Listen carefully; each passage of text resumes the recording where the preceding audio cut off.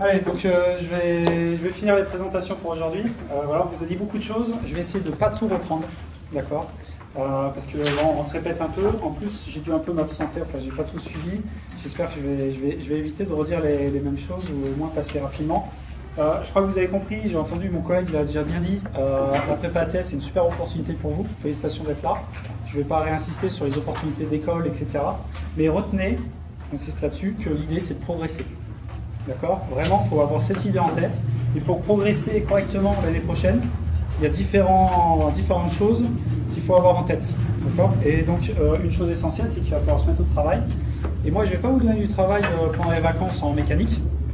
Mais j'aimerais que vous commenciez à vous préparer mentalement à cette année difficile et à commencer à prendre des habitudes de vie, peut-être, sur la fin des vacances, pour commencer à vous mettre dans un rythme de travail et vous consacrer entièrement à la prépa. D'accord? Donc on l'a redit, moi j'ai bien aimé cette idée, ça devrait être un slogan, 8 mois pour changer de vie, quoi. Pour changer de perspective de vie, puisque vous êtes en début de vie. Donc vous ne savez peut-être pas encore ce que vous voulez faire, mais sachez juste que cette année de prépa, puis l'école, et même certains élèves ils ne vont pas en école après la prépa, mais ça ouvre des opportunités, ça va vous changer, ça va vous aider à accomplir vos projets futurs. Donc c'est extrêmement important, gardez bien ça en tête, parce que je pense que ça doit être au cœur de votre motivation. J'aurais peut-être dû commencer sur l'aspect méca avant de revenir sur la motivation. Moi sur l'aspect méca, il y en a beaucoup peut-être qui ne savent pas ce que c'est que la mécanique. En tout cas, pas la mécanique en prépa. Et je vous rassure, à mon avis, la mécanique prépa, il n'y a personne qui maîtrise bien et qui comprend bien ce que c'est. Vous êtes très peu. Donc c'est pas un souci. Ceux qu'on fait des LEC avant, du génie civil, de la méca, vous allez voir, vous allez tous arriver globalement au même niveau. Certaines années, on fait des groupes avec la provenance des différents élèves. Ceux qui viennent des LEC ensemble, méca ensemble, peut-être que cette année on va mélanger. Il se trouve de toute façon que tous les ans on se rend compte, c'est pas parce que vous avez fait des LEC avant que vous serez moins bon qu'un gars qui a fait de la méca. D'accord? Et inversement. C'est-à-dire en ELEC avec ma collègue, vous verrez. Alors vous avez certes plus de culture au départ, mais pour ce qu'on fait en prépa, qui est quand même très axé théorie, contrairement à ce que vous avez fait en BTS, et bon, de façon un peu moindre en UT, c'est beaucoup moins pratique. Vous n'avez pas les mêmes, on n'a pas la même approche. Donc vis-à-vis de ça, je vous demande de me faire confiance et de faire comme je vous dis de faire, et pas forcément comme vous avez appris avant. Parce que vous avez des outils que vous avez peut-être appris en BTS qui vont être beaucoup moins adaptés à la prépa. D'accord? Voilà. Et donc vis-à-vis de ça, si j'ai un truc à vous faire travailler pour la méca, c'est retravailler les maths, comme l'a dit mon collègue tout à l'heure, puisque l'outil mathématique est indispensable. C'est un outil qui va être indispensable dans toutes les matières scientifiques, puisqu'on va passer par des calculs. On ne fait plus confiance à l'intuition, on calcule pour être sûr de ce qu'on obtient. Et voilà, ce sera dans toutes les matières. Donc moi, en début d'année, on va certainement recommencer, comme tous les ans, par 1 ou 2 semaines où on va apprendre à travailler avec des vecteurs. L'outil mathématique utilisé en mécanique, c'est des vecteurs. Donc, produit scalaire, produit vectoriel, mais encore une fois, travailler ce que vous avez donné mon collègue de maths, c'est très bien. C'est bon pour ça. Ensuite, sur le côté motivation, voilà, donc je vous ai donné là, une petite fiche, et bon, elle sera disponible en ligne. Voilà, si vous voulez travailler ça, lire ça régulièrement, ou en tout cas bien vous mettre dedans sur la fin des vacances pour démarrer l'année correctement, voilà, je vous encourage à le faire et à commencer à rentrer dans cet état d'esprit. Où, allez, je vais reprendre rapidement les points. L'idée, c'est que c'est une année difficile, donc il ne faut pas perdre la motivation. D'accord? Savoir en gros que c'est une belle opportunité, vous avez la chance d'être là, mais vous le méritez aussi. Donc globalement, vous avez été premier de vos promos, vous aviez des très beaux commentaires, en tout cas ça fonctionnait bien, on ne vous a pas pris par hasard. C'est que globalement, on a estimé que ça fonctionnait bien dans vos études précédentes et que vous aviez la capacité de réussir en prépa. En général, on ne se trompe pas. Si vous continuez, si vous bossez bien, vous allez réussir. Et ça, il faut le garder en tête. C'est que, comme l'a dit aussi mon collègue, c'est que les écoles recrutent, il y a besoin d'ingénieurs et ils n'arrivent pas à sortir assez d'ingénieurs tous les ans. Donc globalement, il y a la place, il faut juste réussir à progresser suffisamment pour intégrer une école, voire après petit à petit la meilleure école possible. D'accord? Voilà, et donc l'idée c'est de ne pas lâcher prise, c'est de continuer à bosser régulièrement, on vous l'a dit aussi, c'est un marathon. Donc voilà, on bosse, on avance, on progresse, parfois on a un petit coup de mou, on bosse un peu moins, mais il ne faut pas arrêter. D'accord? Il faut rester présent au cours, indispensable, et continuer de travailler un peu régulièrement sur les matières. Et vis-à-vis de ça, si vous voulez garder le moral et vous sentir bien, parce que nous, donc, on a insisté sur le travail, mais on a aussi, je crois, un peu insisté sur l'idée qu'il faut que vous soyez bien ici. Et l'année dernière, c'était super. Et je souhaite que votre promo ait une aussi bonne ambiance de classe, avec des choses éventuellement organisées, pourquoi pas, vous avez peu de temps, mais organisez de temps en temps une petite sortie avant les vacances, vous retrouvez, ou nous, vous verrez, on fera une intégration en début d'année pour, voilà, pour créer un groupe classe et aussi en lien avec les professeurs, on a envie d'être là, présent pour vous. C'est très important. D'accord. Donc je vous dis, moi, tous les ans, les élèves, ils se sentent bien dans la classe et c'est indispensable puisque vous avez passé votre temps là. Ce sera votre famille, d'accord. Plus proche on sera nous plus proche certainement que vos parents. Bref, voilà. Et donc, pour se sentir bien, il y a aussi une hygiène de vie qui va être importante. Donc je ne sais pas comment vous organisez, c'est propre à chacun, donc c'est extrêmement difficile. Mais l'idée générale, c'est de bien vous reposer déjà. Si vous n'êtes pas reposé, je ne sais pas si vos âges vous avez déjà réalisé, mais quand on est fatigué, on est irritable, et puis on retient moins les informations, on comprend moins bien. Enfin, votre cerveau, il a besoin de repos. Et votre cerveau, c'est votre outil principal de travail. Et donc la première chose, je répète, c'est qu'il a besoin de repos. La nuit, vous allez mémoriser les choses, etc. On peut mourir de manque de sommeil. C'est une anecdote que j'aime bien donner, mais voilà, je crois que c'est le 3e besoin vital avant manger même. Bon, c'est important de bien se reposer. Voilà. Et aussi, pour être bien, il faut aussi manger correctement. Donc tout ça, ça va être très important. Réfléchissez l'année prochaine où vous allez loger pour avoir le temps de vous reposer, de dormir et de manger correctement. Donc il y a la cantine de l'école. Alors je ne sais pas si Jean-Philippe, le chef, aura l'occasion de passer. Parfois il passe. Parce que pareil, donc la possibilité de manger, faire les repas ici à la cantine, ça offre souvent la possibilité d'avoir des repas plus équilibrés et qui vous permettent après d'être plus performant et de vous sentir mieux. Si vous mangez un énorme kebab à midi ou une grosse pizza, à 14h, vous allez dormir en salle, vous aurez du mal à rester éveillé, attentif. Et ça ne fonctionne pas bien, clairement. D'accord. C'est pas dans cette dynamique qu'il faut rentrer. Et ne rien manger n'est pas une solution non plus. Voilà, ne rien manger non plus. Voilà, okay. Donc à vous de trouver votre bon équilibre. Mais globalement, voilà des idées qui sont extrêmement importantes. Ça a l'air d'être à côté, pas si important comme ça, puisqu'on pense surtout aux sciences et aussi au français et à l'anglais, aux matières qu'on vous enseigne, aux apprentissages. Mais pour bien l'apprendre, encore faut-il être en mesure de recevoir les informations. D'accord. Et donc moi, je vais beaucoup insister, je crois, là-dessus, là. Et en début d'année, quand on va rentrer, je vais reprendre ça. Et j'aimerais bien, voilà, encore une fois, que vous y pensiez en fin d'été, au minimum. Et éventuellement, commencer à prendre ces bonnes habitudes avec des rythmes un peu réguliers de sommeil, vous couchez pas trop tard, vous levez à la même heure, etc. Si vous réussissez à rentrer dans ces dynamiques, je pense vraiment que ça marche bien. Vous pouvez prendre exemple en fonction de ce que vous aimez. Les sportifs de haut niveau, ils font ça. Ils ne mangent pas n'importe quoi, ils ne se couchent pas n'importe quelle heure avant des compètes et tout. Donc là, vous avez une année, un peu 8 mois à fond, d'accord, où il faut que votre corps, que vous vous sentiez bien. J'aimerais tous vous voir le matin avec le sourire en forme, et pas à moitié endormi, et voir aussi les déprimes et tout. Quand on est fatigué, qu'on ne se sent pas bien, qu'on ne mange pas bien, c'est aussi lié.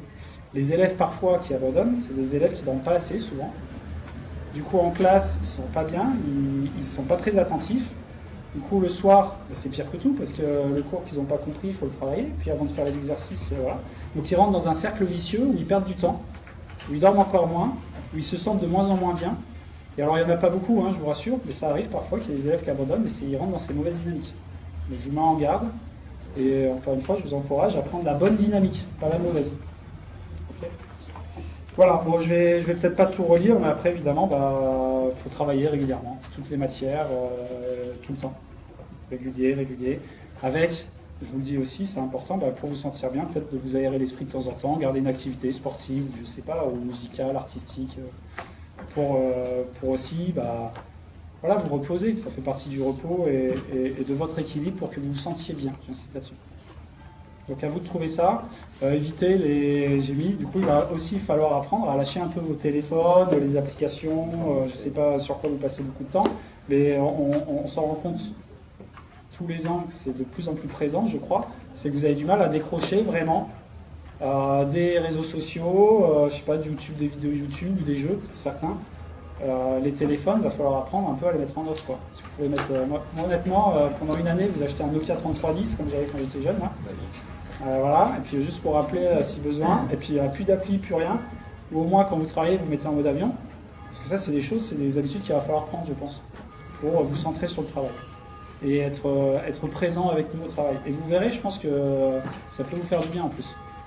de vous montrer que vous êtes capable un peu de vous déconnecter et vous centrer sur sur ce qui se passe en classe, autour de vous et tout, ça peut vous faire du bien. Et vivez-le au minimum comme une expérience intéressante pour un an. C'est pas grand-chose, vous décrochez un peu tout ça. Voilà. Bon, je vais arrêter là. Vous avez le papier, vous pouvez le lire. Si vous avez des questions, vous pouvez m'écrire. Alors là, il y a mes collègues qui ont mis 2 adresses mail. Bon, je peux mettre la mienne, mais avec mon nom de famille qui est assez compliqué, j'ai peur que vous la notiez mal. Je vais demander à mon collègue, M. Luce, il va vous envoyer un mail, peut-être d'ajouter toutes les adresses mail dans son mail. Voilà, donc moi c'est Antoine Selotner, je rappelle. Reconnaître mon adresse mail avec mon nom. Si vous avez des questions spécifiques, n'hésitez pas à me les poser pendant les vacances, enfin quand vous voulez. De toute façon, on vous l'a dit tous, on est là pour vous faire progresser un maximum, pour vous soutenir dans cette année intense. Et voilà, je vous souhaite le meilleur et que ce soit le plus plaisant possible aussi pour tous. Alors, est-ce que vous avez des questions pour finir? Oui?